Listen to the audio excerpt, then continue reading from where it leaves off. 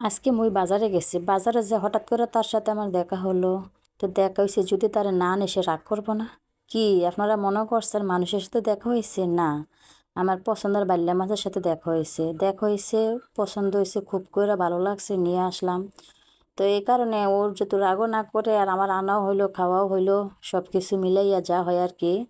তো এখানে আমার বাজারে যে অনেক পছন্দ হলো মাছগুলা, তো অনেক সুন্দর মাছগুলো, একদম ফ্রেশ। আর এই মাছ সহজে খুব কম পাওয়া যায় আমাদের এদিকে। তো দেখা তো আর দেরি করলাম না, ঝটপট আধা কেজি নিয়ে নিলাম। তো মাছগুলো কাটতে সহজ, বাছতে সহজ, ধুইতেও সহজ। তো আমি সবগুলো মাছ একে একে বাচ্চা নিতেছি। কথা বলতে বলতে আমার মাছগুলো কাটা হয়ে গেছে। বাইল্লা মাছ বলে কথা, কাটতে তো আর সময় লাগে না। আর আমি মাটির একটা হানক নিয়ে নিয়েছি। হানকের মধ্যে মাছ আমি প্রায় সময় ধুই, অনেক পরিষ্কার হয়। তো হানকের মধ্যে মাছগুলো আমি যখন ভালো করে ঘুরছি, তখন মাছের থেকে অনেক পরিমাণে ময়লা বের হয়েছে।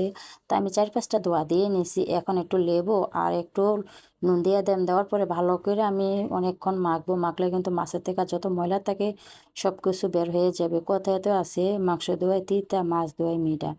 মাছ যত ধোইব তত কিন্তু মাছের থেকে গন্ধও থাকতো না, মাছটাও সুন্দর হবে, খেতে অনেক বেশি ভালো লাগে। এই যে ভালো করে গোসনে মাছের থেকে আরও যা ময়লা আছে সব কিছু একসাথে বের হয়ে গেছে। তো এই মহিলাদের কাজ করতে করতে দুধে দুধে একবারে সময়ে চলে যায়। তো রাঁধতে তো দেরি লাগে না, কিন্তু মাছগুলো পরিষ্কার করতে অনেক সময় লাগে। মাশাল্লাহ, দেখেন মাছগুলো একদম স্বাদ হয়ে গেছে। তাজা মাছ দিয়ে তাজা মরিচ দিয়ে রান্না করবো না কিভাবে হয়, আর একটু জাল জাল করে আজকে আমি রান্না করবো। তো গাছের থেকে আমি আমার মরিচগুলো কিছু পেরে নিলাম। মরিচগুলো আবার মাশাল্লাহ অনেকটাই জাল। তো আজকে জাল জাল মরিচ দিয়ে জাল জাল করে তরকারি রান্না করবো। মানুষ এত বেশি ডাহি তো টমেটো লারে না দেখলে বুঝতামে না। যে টমেটো 30 টাকা কেজি খাইছি, আর এই টমেটো এন বর্ষা সিজন 160 টাকা কেজি। কোন তো কত বড় ডাকাত! এন কি হইলাম, যেহেতু শখ হয়েছে খাওয়া তো লাগবে।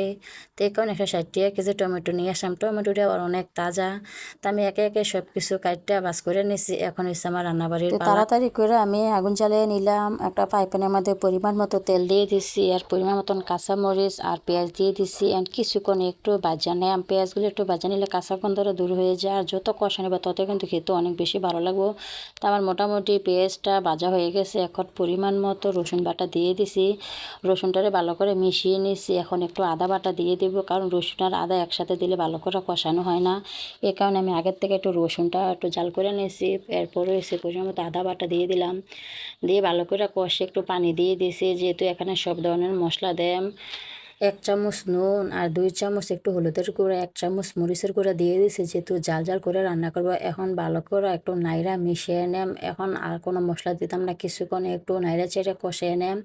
তো কিছুক্ষণ কষিয়ে নিয়েছি, নেওয়ার পরে এখন টমেটো 2টা কেটে নিছিলাম, এই টমেটোগুলা দিয়ে দিচ্ছি। দিয়ে এখন ভালো করে মশলার সাথে টমেটোটা একটু কষানো হইব। তো ঢাকা দিয়ে কিছুক্ষণ ঢাকা দিছি। দেখি আমার মশলাটা মোটামুটি কষানো হয়ে গেছে। দেখেন অনেকখানি কষানো হয়ে গেছে, তেলটাও উপরে উঠে আসছে।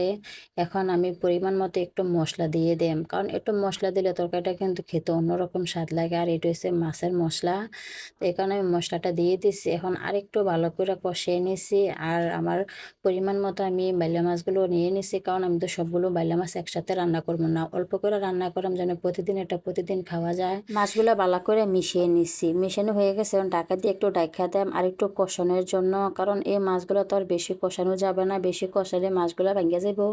তা আমি কিছুক্ষণ লো হিটে একটু জাল করে নিছি। জাল করে নেওয়ার পরে আমার মোটামুটি কষানোটা হয়ে গেছে। এখন একটু পরিমাণ মতো পানি দিয়ে দেন। পানির পরিমাণটা একটু কমই দেন, যেহেতু ঝোল রাখবো না, হালকা হালকা কিছু ঝোল রাখবো। তো এখানে আমার মোটামুটি কষানো হয়ে গেছে, একটু পানিও দিয়ে নিচ্ছি। আর ভালো করে কিছুক্ষণ জাল করে নিয়েছি। জাল করার পরে কিন্তু মাশাল্লাহ আমার তরকারিটা হয়ে গেছে। আর তেলের পরিমাণটা একটু কম দিয়েছি, কারণ বাইলা মাছের তরকারির মধ্যে তেলটা যত কম দিবে ততই কিন্তু তরকারিটা স্বাদে আরও বেশি বেড়ে যায়। এই কারণে আমরা সবসময় কম তেল দিয়ে রান্না করি।